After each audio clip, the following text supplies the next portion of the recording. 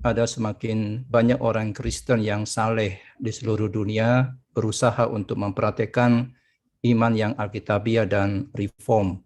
Dan mereka ingin mengembangkan sebuah gaya hidup yang alkitabiah yang dapat membawa kemuliaan bagi nama Tuhan untuk bisa membangun keluarga, membangun gereja, dan membangun bangsa. Nah, pada waktu yang sama, semakin banyak orang di seluruh dunia ini, tapi hanya mereka merangkul sebagian dari teologi reform. Jadi orang-orang ini yang mengaku reform hanya menegaskan kelima poin Calvinisme tulip, bahwa kita mesti hidup berpusatkan kepada Kristus, kita mesti mempermuliakan nama Tuhan, dan kita mengetahui bahwa keselamatan adalah karena kasih karunia saja.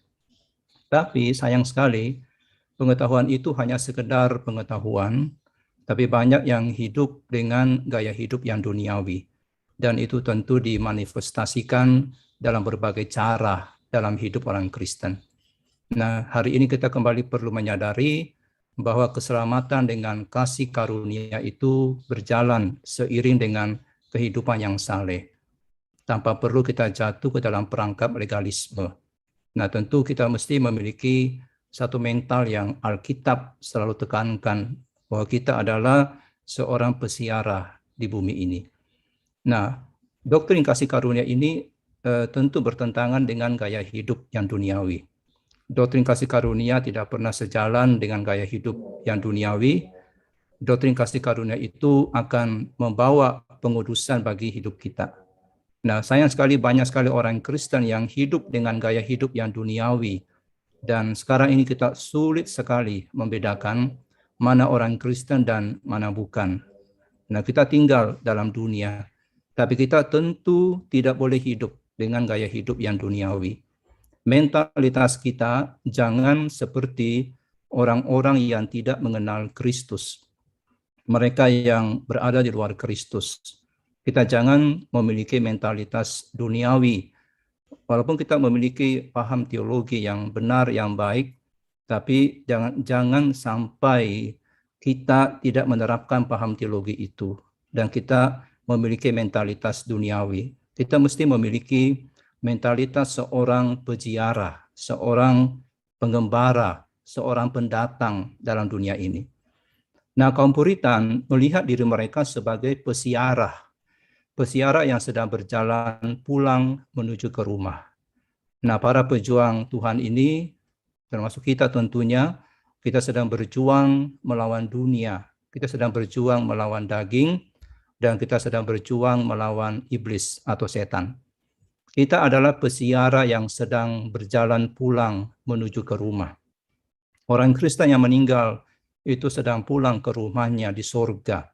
Karena apa? Karena dia adalah seorang pesiara, seorang pengembara. Nah, sama halnya dengan kaum Puritan, maka seluruh teologi dan jalan hidup kita itu harus dibentuk oleh mentalitas pesiara. Nah, kita mesti menjalani hidup ini dengan mentalitas seorang pesiara. Kita adalah pesiara yang bepergian melalui akan dunia ini. Nah, kalau saudara ada waktu, saudara bisa membaca atau menonton di YouTube Pilgrim Progress, tulisan dari John Bunyan. Itu satu tulisan yang sangat bagus sekali dan sudah ada filmnya. Itu menggambarkan bagaimana perjalanan hidup seorang Kristen. Di YouTube sudah sangat banyak sekali dan juga ada subtitle Indonesia. Nah, pesiara berada di dunia. Kita berada di dunia. Tapi kita bukan dari dunia. Sehingga ada sebuah ketegangan yang akut di dalam kehidupan kita. Ketegangan antara gaya hidup surgawi dan gaya hidup duniawi. Jadi kita senantiasa berperang dalam dunia ini karena kita adalah anggota kerajaan Allah yang sedang hidup di dalam dunia ini. Dan sebagai anggota kerajaan Allah, kita tentu harus mempengaruhi akan dunia ini. Jadi orang Kristen kita ini berasal lahir di dunia ini, tapi kita dipanggil untuk menjadi garam dan terang di dalamnya. Dan tentu Injil itu kita mesti manifestasikan dalam seluruh hidup kita, dan kita mesti nyatakan itu dalam pekerjaan kita, dalam keluarga kita. Kita terlibat di dalamnya.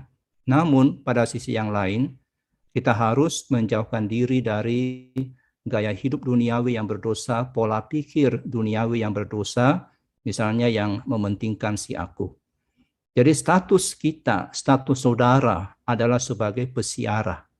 Nah, sebutan sebagai pesiara, sebagai pengembara, itu merupakan sebutan yang diberikan oleh Alkitab kepada orang-orang Kristen.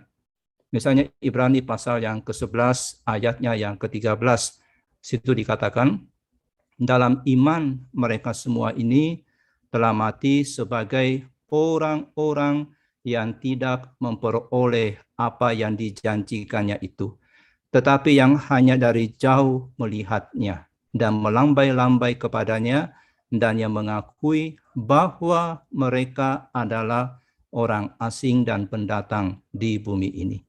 Dan 1 Petrus pasal yang kedua ayat 11 berkata, saudara-saudaraku yang kekasih, aku menasihati kamu supaya sebagai pendatang dan perantau. Jadi kita adalah pendatang dan perantau.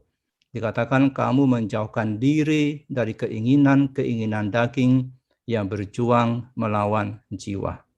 Jadi orang Kristen kita dipanggil untuk menarik diri dari pola pikir duniawi dan hidup yang berlawanan. Kita dipanggil untuk hidup berlawanan, berbeda dengan keduniawian.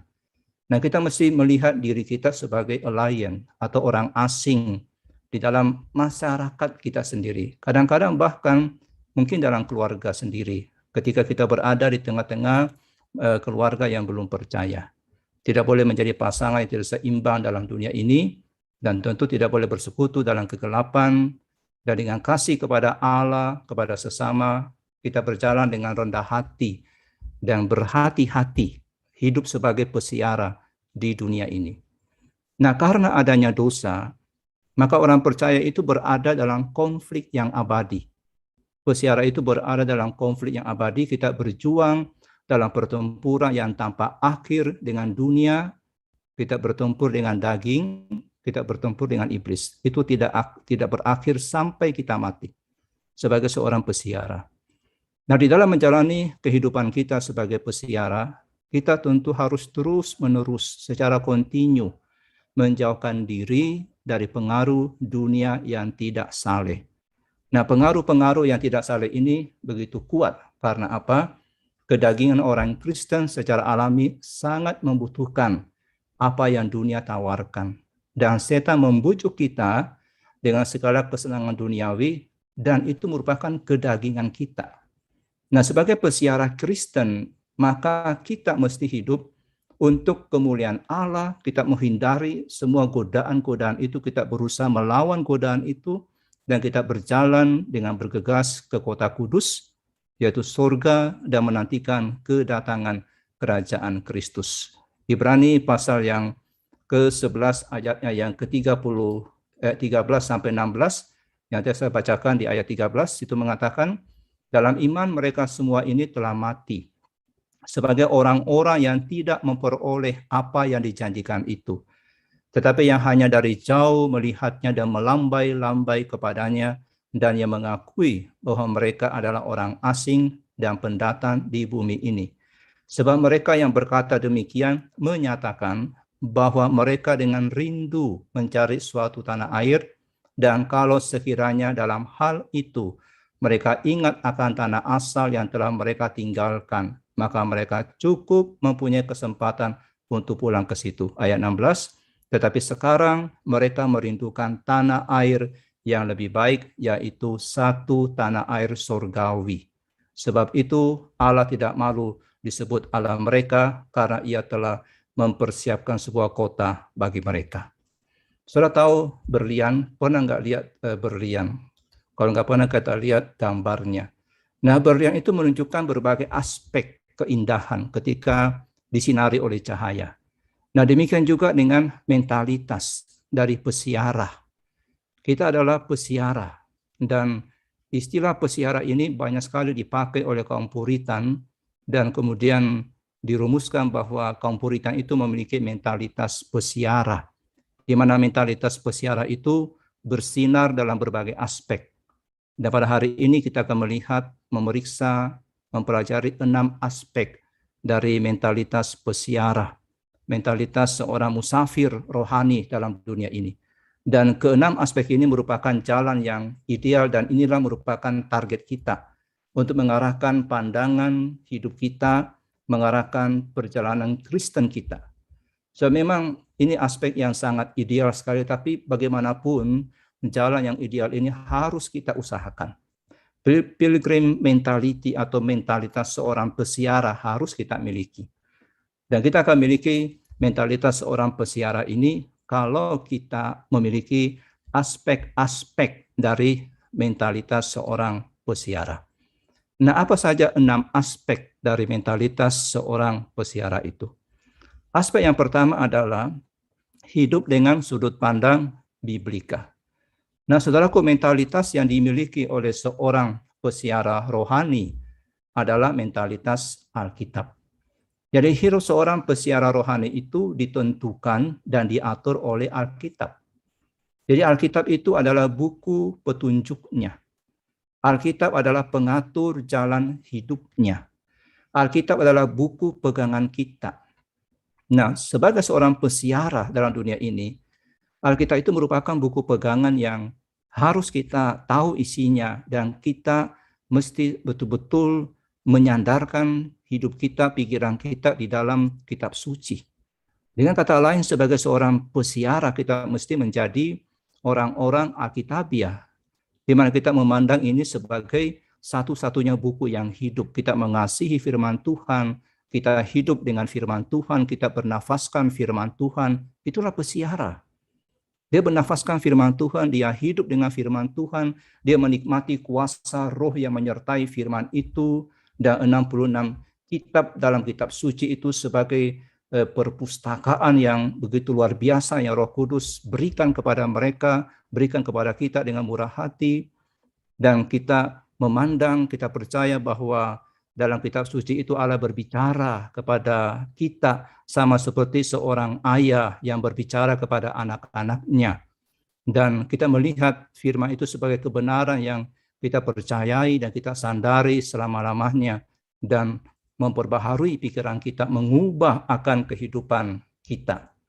Suatu kaum Puritan itu membaca firman Tuhan, mendengar dan menyanyikan firman dengan gembira dan mendorong orang lain melakukan hal yang sama. Nah, pesiara-pesiara orang rohani itu punya mentalitas yang seperti ini.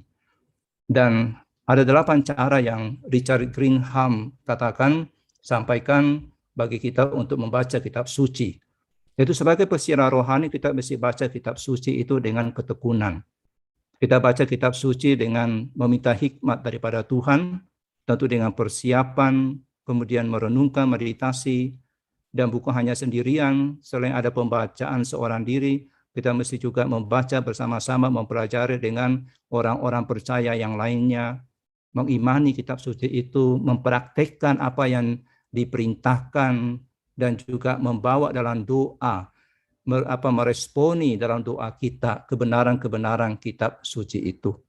Jadi kita datang kepada kebenaran firman Tuhan itu dengan sebuah nafsu makan yang kudus, dengan hati yang bisa diajar. Kita duduk di bawah firman dengan penuh perhatian, kita menerima dengan kelemah lembutan, kita berbaur dengan firman Tuhan, dan kita kemudian mempraktekkan firman Tuhan itu. Sehingga panasnya itu dan apinya itu mengubah kita dengan penuh kuasa. Dan kita menjalani hidup sebagai seorang pesiara yang dipenuhi oleh kebenaran firman Tuhan.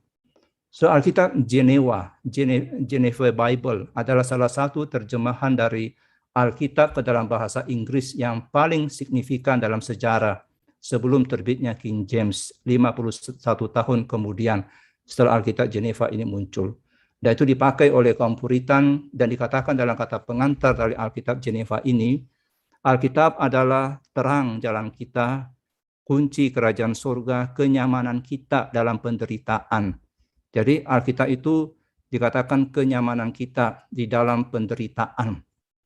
Perisai dan pedang kita terhadap setan, sekolah semua kebijaksanaan, kaca di mana kita bisa melihat wajah Allah, kesaksian akan nikmatnya berada di hadirat Allah, dan satu-satunya makanan bagi jiwa kita.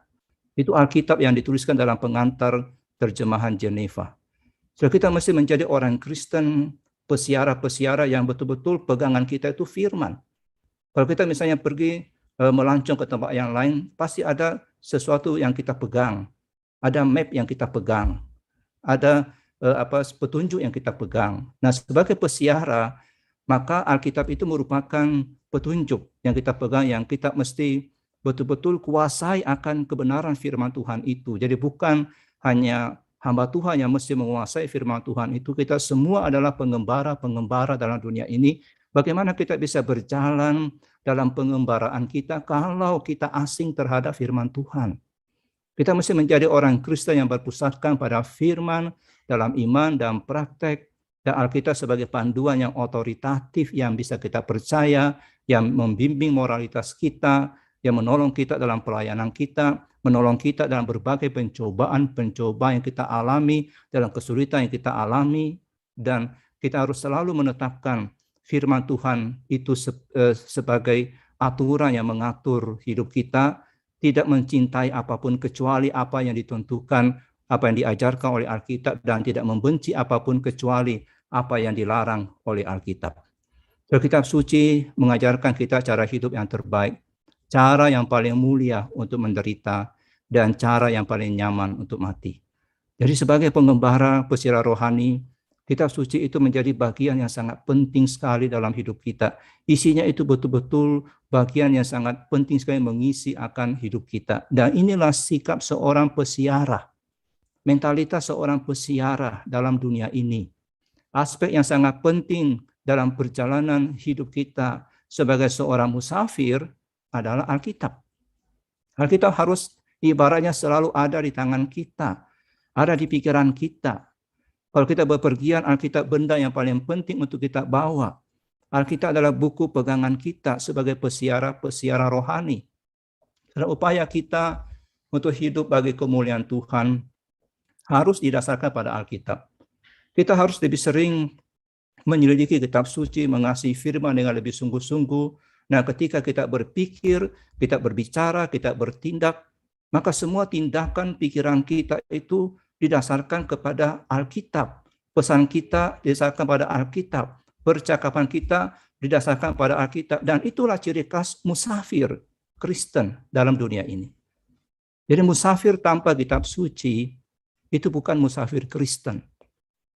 Nah, ketika kita adalah musafir Kristen, maka musafir Kristen ini adalah musafir yang hidupnya itu dipenuhi kitab suci. Hidupnya itu betul-betul terobsesi oleh kitab suci, oleh firman.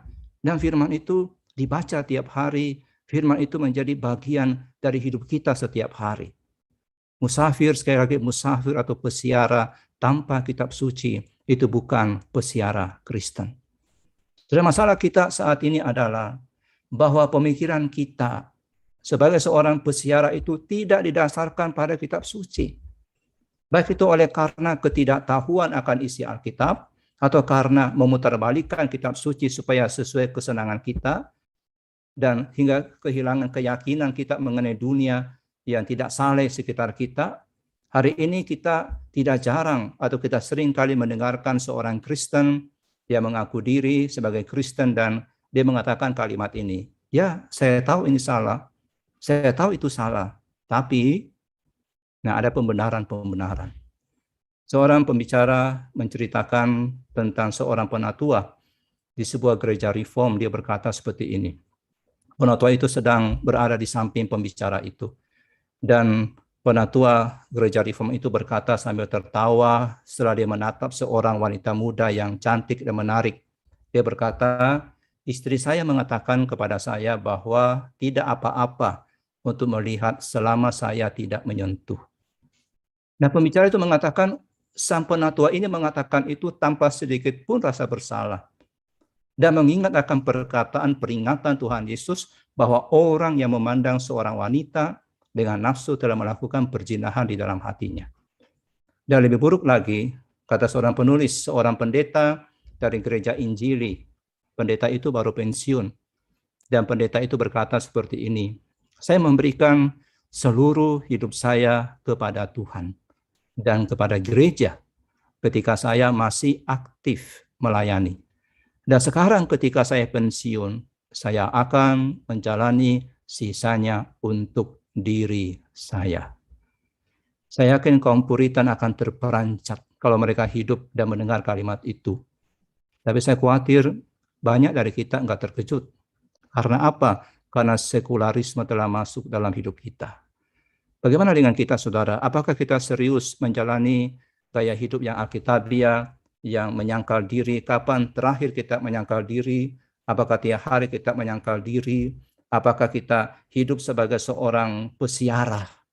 Pesiara yang betul-betul hidupnya itu dikuasai oleh firman Tuhan dan menerapkan firman Tuhan itu di dalam kehidupannya hari demi kesehari. Itu aspek yang pertama, yaitu aspek dari Alkitab. Bahwa seorang pesiara Kristen adalah mereka yang hidup secara biblikal, ya, yang bukunya itu, buku petunjuknya itu Alkitab. Dan kemudian aspek kedua, yaitu aspek tentang kesalehan. Nah, ini aspek kedua dari mentalitas pesiarah, yaitu pandangan pietisnya, pandangan bahwa seorang musafir itu, seorang pesiarah itu, seorang pengembara itu harus hidup di dalam kesalehan. Ini pandangan aspek yang kedua. Sudah para reformator di abad yang ke-16, terutama John Calvin, kalau dia hidup dan melihat kondisi orang Kristen pada hari ini, dia akan terkejut melihat betapa buruknya kesalehan pada zaman ini. Bahkan di antara mereka yang mengaku diri sebagai orang reform. Bagi Calvin, kesalehan adalah sikap yang benar kepada Tuhan, dan itu mengalir keluar dari teologi, termasuk ibadah yang tulus, iman yang menyelamatkan, takut akan Tuhan, doa dan kasih. Jadi ketika kita punya teologi yang benar, maka itu mesti mencakup sikap yang benar terhadap Tuhan dan melakukan apa yang Tuhan inginkan, kesalehan. Jadi Calvin menghubungkan teologi dan kesalehan itu dengan mengatakan, saya menyebut kesalehan adalah penghormatan kita dan kasih kita kepada Allah. Itu mencakup berbagai aspek.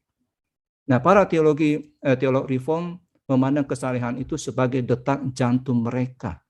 Dan ini tentu juga dipandang oleh kaum Puritan sebagai sesuatu yang sangat penting sekali, kesalehan. Nah, sebagai seorang pesiarah, pengembara dalam dunia ini, aspek yang sangat penting sekali dalam perjalanan hidup kita sebagai seorang pesiarah adalah hidup di dalam kesalehan. Saudaraku, bagaimana kita hidup di dalam kesalehan ini? Saudaraku, kaum Puritan secara ringkas menggunakan sejumlah cara untuk bisa menaikkan, bisa hidup dalam kesalehan hari demi kesehari. Mereka mengatakan khotbah itu harus berfokus pada firman, doktrinal, pengalaman, dan juga ada penyelamatan jiwa. Kemudian membaca dan menyelidiki kitab suci, itu akan menolong kita hidup dalam kesalehan. Kita merenungkan kebenaran-kebenaran perintah-perintah Alkitab, berdoa dalam doa yang sungguh-sungguh, yang serius, ya. Bukan hanya doa untuk pribadi kita, tapi doa syafaat yang sungguh-sungguh. Kita berkomunikasi dengan orang-orang kudus, dengan orang-orang yang Tuhan kuduskan, dengan rekan-rekan yang saudara-saudara seiman kita yang hidup dalam kesalehan. Dan juga ada pertobatan yang terus berkelanjutan dari hari demi kesehari, ada pertobatan itu yang terus berkelanjutan. Kemudian ada devosi sehari-hari, devosi kepada Tuhan, di mana kita selalu ada kehidupan devosi batin kita, penyembahan pada Tuhan. Dan mereka menyanyikan mazmur, mereka mengikuti perjamuan kudus dengan tekun, mematuhi 10 hukum, dan menekankan gereja yang tidak kelihatan lebih dari yang kelihatan. Artinya selalu mengoreksi diri kita, apakah saya ini sungguh-sungguh sudah menerima anugerah keselamatan daripada Tuhan dan ada tanda-tanda keselamatan itu, menjaga ibadah keluarga, ya. Bahkan orang awam dikatekisasi, menerbitkan khotbah dan literatur, menekankan pendidikan teologis bagi para pemimpin gereja. Para pemimpin gereja mesti punya pemahaman teologis yang cukup. Mereka memelihara hari Sabat dan mendedikasikan sepanjang hari itu kepada Tuhan. Mereka bahkan menuliskan jurnal. Pada intinya, teologi reform dan puritan itu pietistik. Jadi ketika mereka memandang kita ini sebagai orang-orang pesiara dalam dunia ini, maka pesiara-pesiara ini adalah pesiara-pesiara yang berusaha hidup di dalam kesalehan. Pesiara-pesiara yang bukan hidup dalam kesalehan yang membiara, bukan. Mereka berbeda dengan Katolik yang hidup dalam membiara kesalehan yang terasing. Tapi pesiara ini adalah pesiara yang hidup dalam kesalehan yang berbaur. Jadi walaupun berbaur itu tetap ada kesalehan, tetap hidup dalam kesalehan, berbaur tapi tidak tercemar. Nah itu yang diinginkan oleh kitab suci. Nah itu yang selalu didengungkan oleh reform dan orang Puritan, bahwa kesalehan kita adalah kesalehan yang membaur. Kita walaupun membaur, kita nggak dipengaruhi, tapi kita mempengaruhi, bukan kesalehan yang membiara. Dan ini merupakan sesuatu yang sangat penting sekali dalam kehidupan sebagai seorang pesiara. Jadi kita bukan hanya mengerti tentang doktrin-doktrin yang benar, tapi kita juga menjalani hidup yang saleh. Dan hasilnya ialah kita tunduk pada doktrin yang benar, dan juga kita menjalani sebuah kehidupan yang memperkenankan akan hati Tuhan.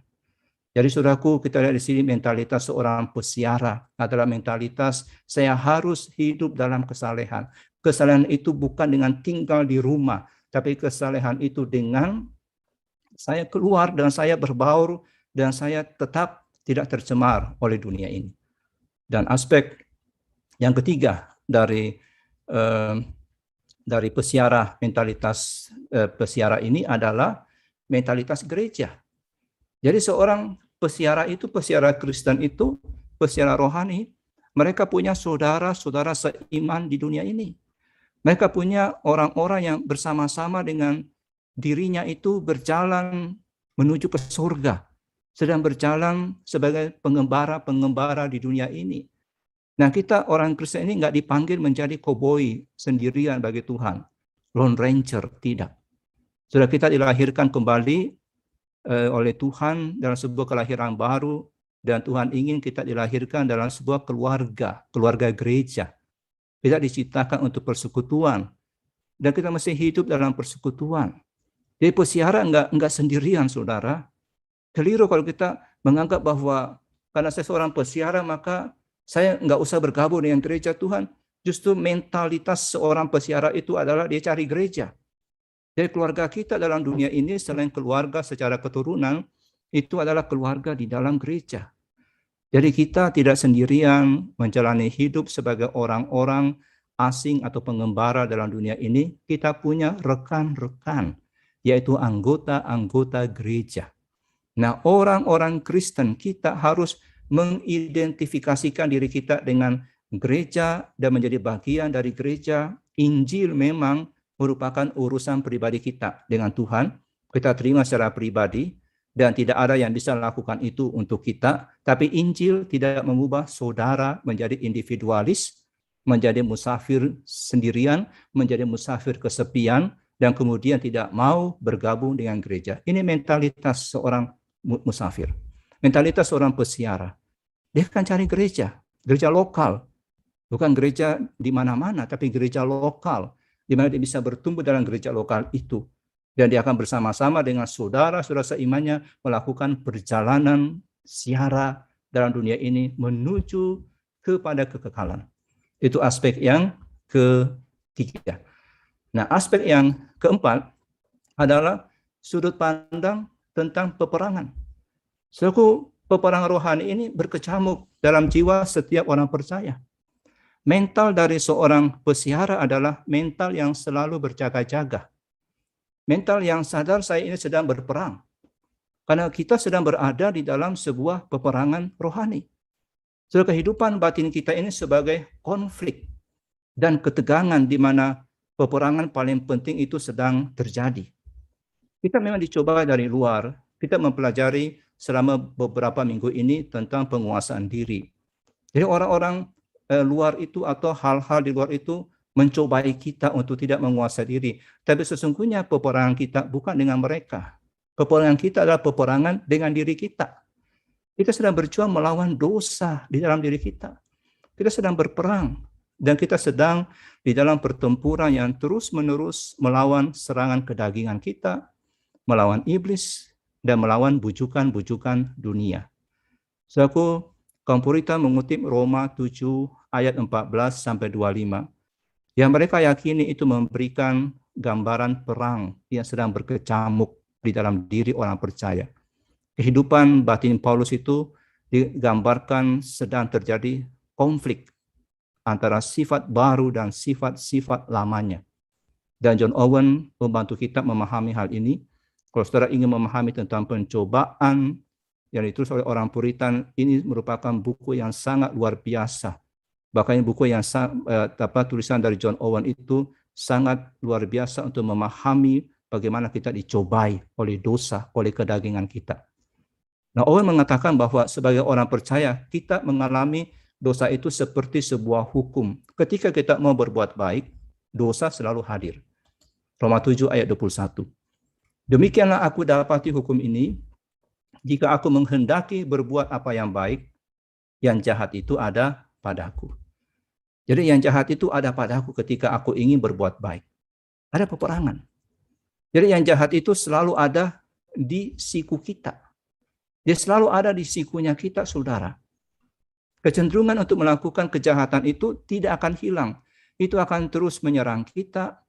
Nah, hal ini bertentangan dengan hukum yang baik yang ditempatkan dalam jiwa kita pada waktu kita dilahirkan baru. Hukum yang baik itu ingin melakukan apa yang benar, apa yang baik, tetapi begitu kita mulai mau berjalan di jalan yang benar itu, nah, hukum yang jahat ini berkeberatan dengan apa yang kita lakukan. Paulus mengatakan perang itu bertentangan dengan hukum akal budiku. Jadi kita mengalami peperangan itu. Roma 7 ayat 23 mengatakan seperti ini. Tetapi di dalam anggota-anggota tubuhku, aku melihat hukum lain yang berjuang melawan hukum akal budiku dan membuat aku menjadi tawanan hukum dosa yang ada di dalam anggota-anggota tubuhku. Jadi hukum jahat ini tidak mengenal batas. Saran jahat ini ya, yang selalu disuntikan ke pikiran kita, ke hati kita itu nggak punya batas dan terus disodorkan pada kita secara persuasif, membujuk kita, kita dibujuk, lakukan hal-hal yang berdosa. Yang kita berperang, saudara. Kita berperang dengan ada konflik dalam batin kita. Dan celakanya, saudara, hukum jahat itu tidak akan puas sampai kapan? Sampai kita jatuh. Sampai kita jatuh. Jadi, hukum jahat itu dalam diri kita, konflik itu ingin semua dari kita. Berapapun harganya. Nah, hari ini kadang-kadang kita membaca tentang penjualan pasar gelap, ya, berbagai bagian tubuh manusia. Nah, setan itu punya pasar yang paling gelap, saudara. Dan setan itu, iblis itu bekerja melalui kecenderungan alaminya kita, kedagingan kita.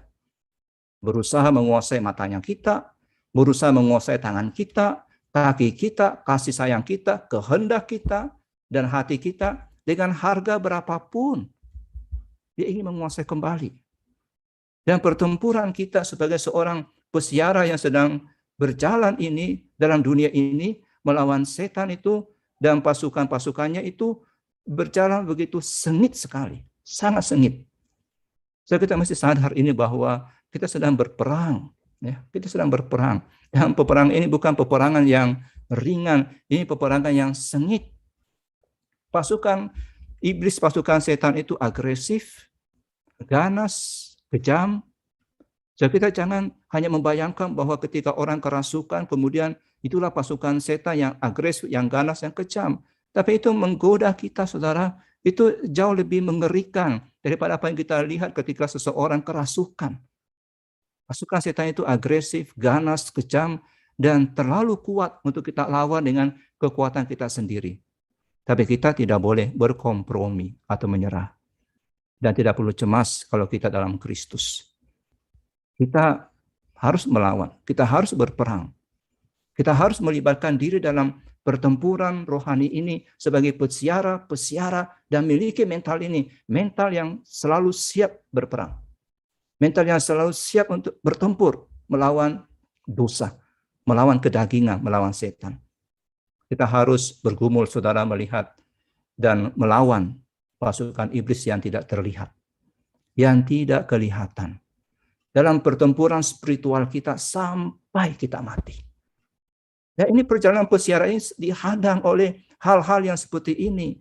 Dalam pertempuran ini, saudara, setan mendaftarkan sifat-sifat lama kita itu, sifat lama kita sebagai sekutunya. Jadi sifat lama kita sebagai sekutunya, dunia juga sekutunya untuk memikat kita dan berusaha untuk memuaskan hasrat dari sifat lama kita. Dan setan iblis ingin agar kita menyerah pada keduniawian yang merupakan sifat manusiawi tanpa Tuhan, sebuah ateisme yang praktis. Dia ingin kita menyerah pada kepentingan diri, memanjakan diri, dan tidak usah peduli sama Tuhan. Nah, kalau kita menyadari kita sedang berada dalam peperangan, kita berhati-hati dan kita harus selalu siap untuk berperang melawan pencobaan-pencobaan ini. Saudaraku, ada 3 musuh dalam hidup kita yang dikatakan oleh kaum Puritan. 3 musuh itu adalah 3 musuh yang berkepala 3. Iblis, sifat lama kita, dan dunia. Dan Paulus mengatakan bahwa ada 2 hukum di dalam diri kita yang selalu berperang melawan satu sama lain, hukum akal budi dan hukum dosa. Dan John Bunyan menuliskan dalam The Holy War untuk menggambarkan perjuangan suci yang berlangsung dalam jiwa orang percaya yang sejati melalui pintu gerbang mata kita, telinga kita, indera kita, itu semua gerbang masuknya pencobaan. Dan kita berperang melawan itu. Jadi kita sebagai pesiara-pesiara ini, mentalitas kita adalah kita sedang berada dalam sebuah holy war, perang yang kudus. Dan jangan sekali-kali berdamai dengan dosa, jangan berdamai. Jangan berdamai dengan keduniawian. Kita yang sudah diperdamaikan dengan Allah tidak boleh berdamai dengan dosa. Sebaliknya, kita mengalami bentrokan 2 pasukan besar yang bertempur di dalam diri kita. Di satu sisi, setan berjuang untuk membawa kedagingan kita, mencoba kita, membawa hawa nafsu kita dalam komandonya. Tapi di sisi yang lain, Roh Kudus yang tinggal dan hidup dalam diri kita memerintahkan prinsip kehidupan baru yang mesti terus semakin bertumbuh, semakin berkembang di hati kita. Dan sehingga kita melihat bahwa ada selalu konflik di sini, keinginan daging melawan keinginan roh, dan itu setiap hari kita alami. Dan ini mentalitas seorang pesiara. Mentalitas bahwa kita sedang berada di dalam sebuah peperangan rohani. Kita selalu ada dalam sebuah konflik batin. Sebab kehidupan Kristen adalah sebuah peperangan rohani. Dunia serta iblis tidak berperang dengan bersih. Tidak berperang dengan bersih. Selalu dengan kotor. Selalu dengan licik. Dan tidak pernah ada gencatan senjata. Kalau Israel dengan Hamas ada gencatan senjata. Tapi kita tidak pernah ada gencatan senjata dan tidak pernah ada perjanjian damai. Tidak pernah ada. Lalu sayangnya saudara, dalam peperangan kita sebagai seorang musafir ini, ya, kita tidak selalu menang dalam peperangan ini. Enggak selalu menang. Ada kemenangan-kemenangan, tapi ada kekalahan-kekalahan. Hingga saya katakan kita enggak selalu menang dalam peperangan ini. Roma 7:23 berkata, tetapi di dalam anggota-anggota tubuhku, aku melihat hukum lain yang berjuang melawan hukum akal budiku. Dan membuat aku menjadi tawanan hukum dosa yang ada dalam anggota-anggota tubuhku.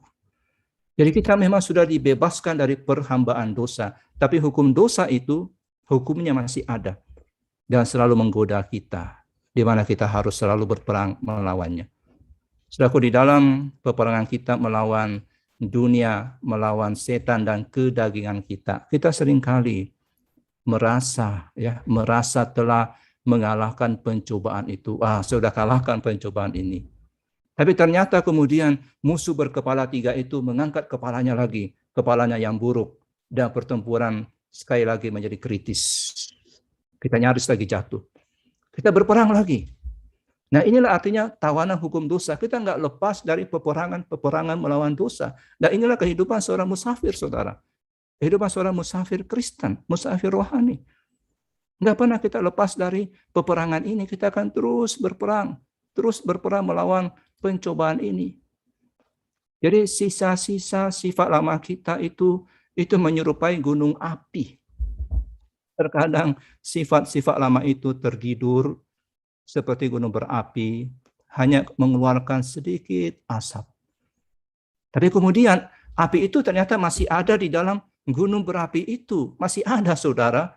Dan kalau tidak dikendalikan oleh kasih karunia, oleh firman yang tadi dalam aspek yang pertama, gunung api itu berkobar lagi. Dan kita dibakar lagi. Kita datang lagi minta ampun, bertobat lagi. Jadi kita terus berperang, saudara. Dan kemudian kita mengalami sekali lagi kuasa dari hukum yang bertentangan itu di dalam anggota kita. Jadi katakan menjadikan kita tawanan hukum dosa dalam diri kita. Terus ada peperangan. Jadi ketika kita akan menjadi kudus, ya, kita hendak menjadi kudus, ketidakkudusan itu muncul. Ketika kita akan berpikiran surgawi, pikiran duniawi menyeret kita ke bawah. Ini namanya tawanan hukum dosa. Kita nggak dikuasai, tapi selalu dicobai, selalu diseret-seret. Selalu ada, selalu muncul itu. Kita mesti sadar ini. Sebagai seorang pesiara, mentalitas kita adalah mentalitas siap perang. Siap perang, bukan melawan orang luar, bukan melawan orang lain, bukan melawan kemarahan orang lain, bukan. Melawan diri kita. Orang lain bisa marah, orang lain bisa menghina kita, tapi kalau kita, peperangan yang sesungguhnya itu bukan berada di luar diri kita, saudara. Bukan berada di luar diri kita. Peperangan itu ada di dalam diri kita. Kita hendak diseret ke bawah. Kita nggak diseret untuk berpikiran duniawi, untuk berpikiran tentang si aku, untuk meninggalkan kekudusan. Ketika kita sadar itu, kita tahu peperangan yang sesungguhnya dari seorang musafir itu berada di dalam dirinya.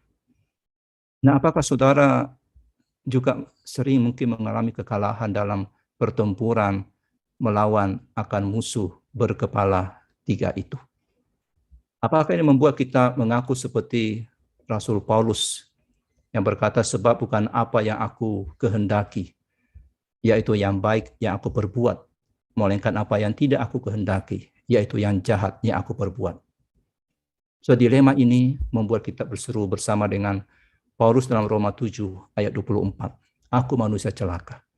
Siapa yang akan melepaskan aku dari tubuh maut ini? Jangan salah membaca kata-kata Paulus ini. Tidak ada seorang pun di dunia ini yang sebahagia musafir Kristen, orang percaya. Tuhan itu bagian kita selama-lamanya. Kita telah menemukan percaya pada Kristus dan menemukan perhentian dalam penebusannya. Kita punya Roh Kudus yang berdiam dalam diri kita. Dosa kita diampuni. Rasa bersalah kita dibersihkan. Kita punya harapan akan kemuliaan. Tapi saya yakin kita seringkali menangis. Aku ini manusia celaka. Kita seringkali menangis seperti itu. Puritan mengatakan bahwa perang dengan dosa adalah tanda yang sehat dari orang Kristen. Kalau kita selalu berperang melawan dosa, maka saudara orang Kristen yang sehat. Bukan soal kalah, soal menang. Ada menang, ada kalah. Tapi kalau kita selalu berperang melawan dosa itu, saudara itu orang Kristen yang sehat.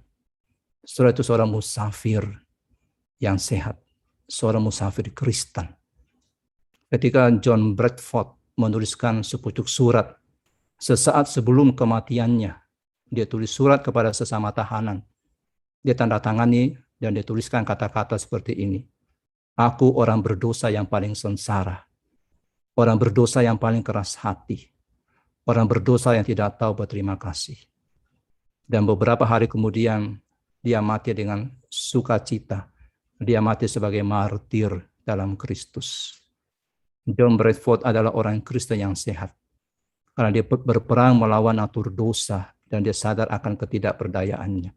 Dan saudara ingat kata-kata Paulus sebelum dia mati, dia berkata, aku adalah orang yang paling berdosa di antara orang-orang berdosa. Jadi perang dengan dosa itu tanda orang Kristen yang sehat. Dan jawaban atas peperangan yang menyusahkan ini adalah Tuhan Yesus Kristus sendiri. Roma 7:25 berkata, syukur kepada Allah oleh Yesus Kristus Tuhan kita. Jadi dengan iman kepada Kristus, kita ini lebih dari pemenang. Meskipun peperangan terus berlanjut sampai kita mati dalam perjalanan kehidupan rohani kita, tapi kita telah melihat dengan iman bahwa Kristus memenangkan pertempuran itu di kayu salib. Melalui kubur yang kosong dia bangkit. Dan kita melihat bahwa kita sedang berjuang untuk memenangkan pertempuran dengan kekuatan Tuhan. Dan mungkin ada kekalahan dalam perjalanan kita, enggak selalu kita menang. Tapi pada akhirnya kita akan memenangkan perang itu dengan kekuatan Kristus. Dan Paulus berbicara dengan keyakinan penuh. Kristus sudah mengalahkan dosa. Meskipun dosa akan merampas kedamaian batin kita, terus mengganggu hati nurani kita, Kristus akan memiliki kemenangan akhir. Kita kelak akan memiliki kemenangan akhir. Dosa mungkin mengambil surga sementara dari jiwa, yaitu damai sejahteranya kita ketika kita jatuh. Tapi dosa nggak bisa menjauhkan jiwa orang percaya dari surga, karena Kristus yang adalah hikmat pembenaran, pengudusan, dan penebusan kita. Dan di dalam kekuatan Kristus ini, kita sebagai orang percaya, sebagai pesiarah dalam dunia ini, kita punya kekuatan. Kalau kita mengenakan seluruh perlengkapan senjata Allah, kita sedang dalam perjuangan melawan pencobaan yang berkepala tiga. Yang kepala buruk, yang tiga kepala, iblis, dunia, dan sifat lama kita. Kita berperang dengan memandang kepada Kristus dan mengenakan perlengkapan senjata Allah. Dan kita mesti berjaga-jaga, dan ini yang dikatakan firman Tuhan dalam 1 Petrus pasal yang ke-5, ayat 8-9. Sadarlah dan berjaga-jagalah. Lawanmu si iblis berjalan keliling sama seperti singa yang mengaum-ngaum dan mencari orang yang dapat ditelannya. Lawanlah dia dengan iman yang teguh, sebab kamu tahu bahwa semua saudaramu di seluruh dunia menanggung penderitaan yang sama. Jadi kita mesti berjaga-jaga. Sebagai seorang musafir, seorang pesiara, mental kita adalah mental berjaga-jaga dan siap berperang. Bukan dengan sesuatu di luar diri kita. Berperang dengan apa yang ada di dalam diri kita. Berperang melawan si penggoda dengan kepala tiga tadi. Yaitu iblis, dunia, dan sifat lama kita. Dan aspek yang kelima dari mentalitas seorang pesiara itu adalah sudut pandang tentang metode. Seorang pengembara atau pesiara rohani itu memiliki metode di dalam menjalani hidup pengembaraannya. Jadi sebagai pesiara dalam dunia ini, orang Kristen itu punya metode dalam menjalankan hidup yang berdisiplin, dan metode ini sangat penting dalam kehidupan Kristen. Kaum Puritan memiliki metode-metode dalam menjalankan disiplin rohani mereka, dan pendekatan mereka terhadap kehidupan Kristen itu sebagai seorang pesiara rohani itu menekankan apa? Ketertiban, menekankan metode, harus direncanakan, memakai waktu yang bijaksana, ya. Agak mirip-mirip sih dengan biarawan, saudara. Biarawan dan kaum Puritan itu sama-sama punya hasrat akan kekudusan. Tapi Puritan berbeda dengan para biarawan. Walaupun mereka juga menerapkan metode dalam kehidupan rohani mereka, menerapkan disiplin dalam hidup rohani mereka. Biarawan sangat disiplin, Puritan sangat disiplin, agak mirip kelihatannya. Tetapi berbeda. Kaum Puritan adalah seperti biarawan yang sudah direformasi. Karena mereka hidup di dunia, mereka menikmati ciptaan Tuhan, mereka menikah, mereka membesarkan keluarga, dan mereka masuk dalam dunia, menerapkan metode-metode tadi, dan bekerja dalam dunia. Itu Puritan. Dan itulah kehidupan pesiara. Kita pesiara nggak tinggal di satu tempat di rumah terus, tapi sebagai pesiara kita keluar, kita bergaul, dan kita menerapkan metode disiplin rohani dalam hidup kita, dan kita menjalani hidup sebagai seorang pesiara. Sedangkan biarawan tidak bergaul dengan dunia dan tidak menikah. Saudaraku, itu ada banyak metode, ya. Saudara bisa kembali untuk melihat kembali dari YouTube K.M. Tong yang membahas tentang metode dari dari disiplin rohani, ya, metode dalam menjalankan kehidupan rohani kita. Nah, seorang penulis ya yang bernama Lewis Bailey, dia menuliskan tentang the practice of piety, mengarahkan perjalanan hidup seorang Kristen bagaimana menyenangkan hati Tuhan. Nah, dia adalah seorang Puritan tahun 1500-an, dia memberitahu apa yang harus direnungkan saat bangun dari tempat tidur, ya, ketika berpakaian, ketika sarapan, dan seterusnya sepanjang hari. Nah, bagi kebanyakan dari kita di zaman yang bebas ini, saudara, metode dari kehidupan Puritan ini berlebihan sekali. Memang mungkin dalam beberapa hal itu kelihatannya berlebihan, tapi kita tetap butuh metode. Kita mesti belajar. Karena kalau kita nggak menerapkan metode dalam hidup kita, kita akan kesulitan di dalam bertumbuh di dalam kehidupan rohani kita. Kita harusnya punya disiplin dalam perjalanan kita ke rumah yang kekal. Disiplin rohani ini, disiplin spiritual ini adalah sesuatu yang kita perlu pelajari. Bagaimana kita bangun pagi, bagaimana kita baca Alkitab, bagaimana kita berdoa, bagaimana kita mengatur sabat pada hari Minggu kita, ya. Bagaimana kita bukan hanya hari Minggu saja kita ibadah pada Tuhan, tapi ada disiplin-disiplin rohani, ada kehidupan doa pribadi, pembacaan Alkitab, perenungan, bagaimana kita melakukan itu, dan kapan kita lakukan itu, bagaimana disiplinnya, pengaturannya, dan sebagainya. Semuanya itu ada dalam metode Puritan. Dan saudara bisa kembali melihat dalam YouTube Kak Imton yang pernah disampaikan bagaimana bermeditasi, bagaimana berdoa, itu semua metode dari Puritan. Itu aspek yang kelima, yaitu sudut pandang tentang metode. Dan aspek yang keenam dari mentalitas seorang pesiara ini adalah sudut pandang dua dunia. Jadi mentalitas seorang pesiara rohani adalah bahwa kehidupan Kristen ini berada di dua dunia yang mencakup dunia ini dan dunia yang akan datang. Jadi dalam perjalanan kemusafiran kita harus punya surga di mata kita di sepanjang perjalanan kita di bumi ini. Harus punya surga di mata kita. Nah, sebagian besar orang Kristen pada hari ini tidak hidup seperti itu. Kita merasa dunia ini satu-satunya milik kita. Kita merasa bahwa harta kita itulah yang kekal di bumi ini. Kita punya sekian puluh juta, sekian ratus juta, sekian M, bahkan triliun. Kita merasa itulah hartaku di bumi ini. Pandangan tentang surga itu enggak ada di mata kita.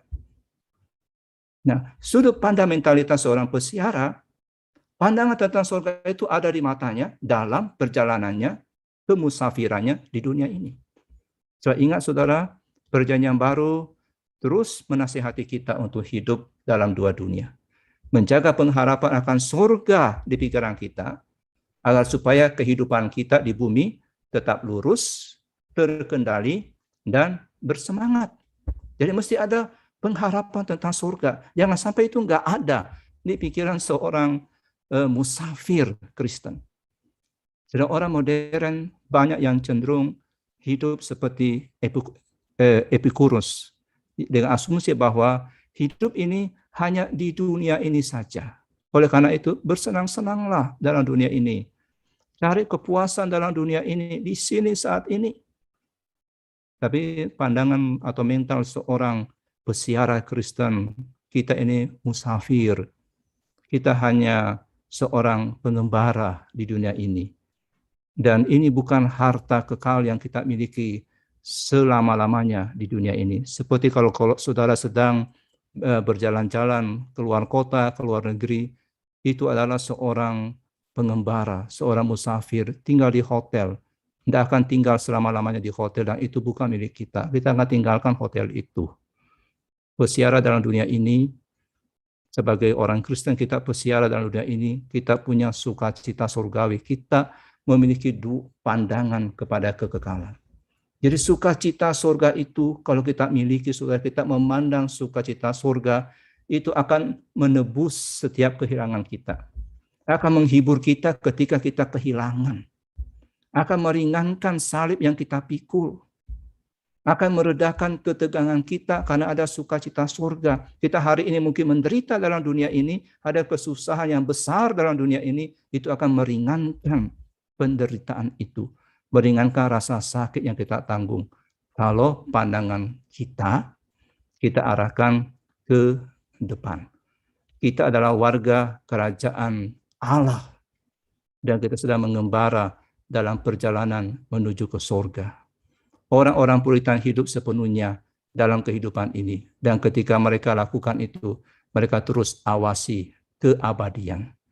Jadi awasi terus keabadian, saudara. Jangan sampai hilang dari pikiran kita, dari mata rohani kita sebagai seorang pesiara adalah keabadian. Ingat itu.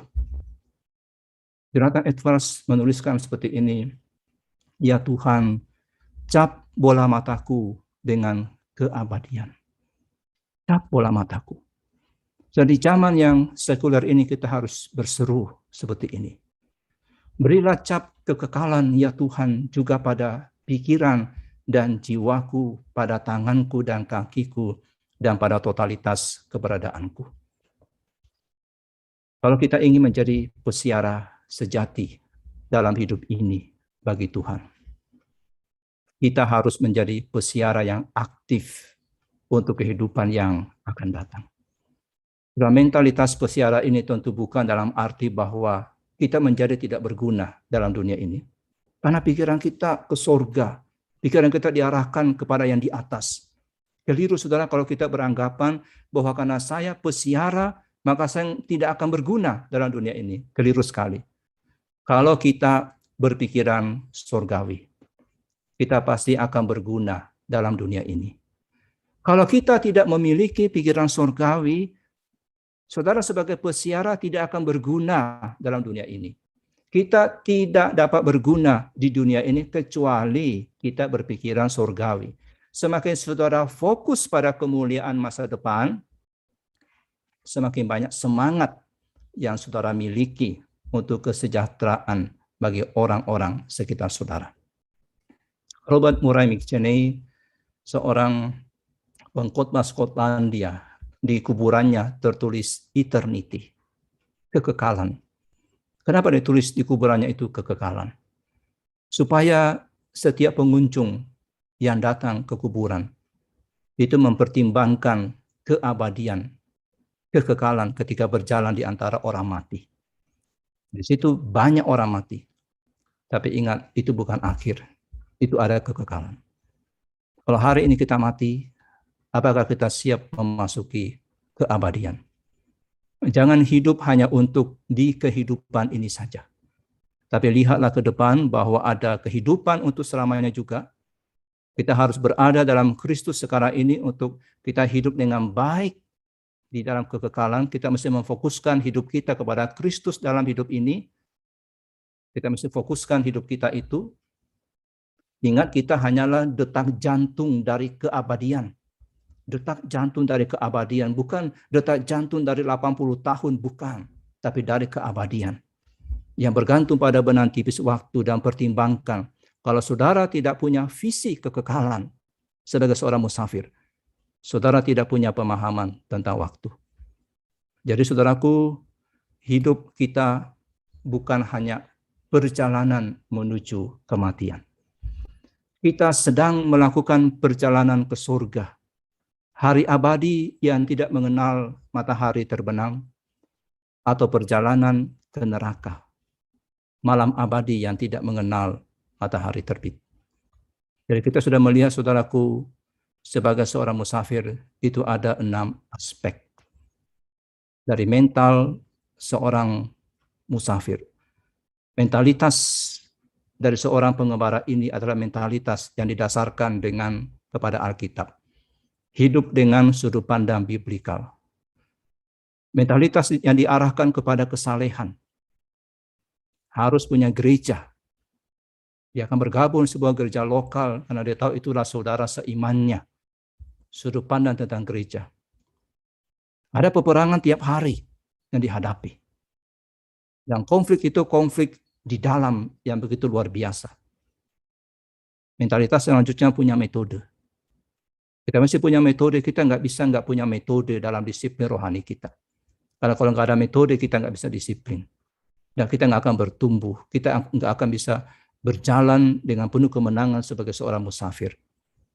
Dan kita mesti sadar, kita ada dalam 2 dunia. Dunia ini dan surga. Diarahkan ke surga sambil berjalan di dunia ini. Oleh karena itu orang Kristen adalah pesiara, seorang visioner surgawi yang melakukan perjalanan di dalam dunia ini menuju ke tanah yang hanya bisa dilihat dalam kitab suci dengan mata iman. Kita sedang berjalan menuju ke tanah itu, tanah perjanjian itu. Orang Kristen sekarang ini sayang sekali secara alkitabiah buta huruf, jarang baca Alkitab atau sama sekali nggak baca Alkitab kecuali hari Minggu dan sangat sedikit menekankan tentang kesalehan. Sayang sekali sebagai seorang pesiara pada hari ini, banyak pesiara rohani gagal menghargai gereja lokal, tidak menentang dosa, menjalani kehidupan yang tidak disiplin, nggak ada metode, nggak ada disiplin, mengejar hal-hal yang sepele dalam dunia ini, dan bukannya berlari-lari menuju ke surga yang mulia. Kita bisa lakukan semua itu dengan baik kalau kita mau belajar dari Puritan. Kenapa, saudara? Kita mesti belajar dari Puritan, kaum Puritan. Karena tidak ada kelompok dalam sejarah gereja yang bisa menjalani kehidupan yang penuh disiplin tanpa jatuh dalam legalisme yang mematikan dan ortodoksi yang mati. Banyak orang Kristen yang hanya bisa melakukan salah satunya, pengajaran kuat tapi lemah dalam kesalehan. Atau sebaliknya, mengejar kesalehan, nggak ada pengajaran, nggak ada pengetahuan. Menjalani hidup disiplin hanya sebagai legalisme yang kaku seperti orang Farisi. Dalam sejarah gereja, kaum Puritan menggabungkan dua hal ini. Mari kita jalani hidup kita dengan mentalitas seorang pesiara. John Bunyan berkata, aku berasal dari kota kehancuran dan aku akan pergi ke Gunung Sion. Sedangkan kita berkata seperti ini, aku berasal dari dunia yang hancur dan aku akan pergi ke kota yang mulia, surga yang kekal. Amin. Saya serahkan kembali kepada Pak Andi untuk memimpin di dalam diskusi kita selanjutnya. Puji Tuhan tentang apa yang disampaikan oleh Pak Yohanes. Saudara-saudara sekalian,